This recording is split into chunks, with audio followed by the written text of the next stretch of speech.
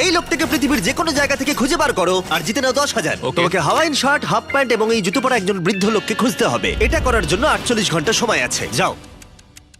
আমি যাব ওকে আমি এখন যাচ্ছি কাবো, কারণ আমার ছবি দেখে মনে হচ্ছে লোকটা সমুদ্রের কাছাকাছি থাকে। আমি এই মিস্টার ইমোজিকাইকে খোঁজার জন্য যা খুশি তাই করতে পারি। যখন আমি প্রথম মেক্সিকো গেলাম, প্রথমেই আমি একটা বোট রেন্ট নিলাম। আমি অনেকগুলো বয়স্ক মানুষ দেখলাম, কিন্তু কেউ তাদের মধ্যে হাওয়াইন শার্ট পরেছিল না। ওরা ওখানে অনেকজন ছিল, কিন্তু তাদের মধ্যে কেউই একটা হাওয়াইন শার্ট পরেছিল না। আমি একটা পারফেক্ট ম্যাচ খুঁজে তো পেলাম, কিন্তু উনি এটা খেলতে চান না।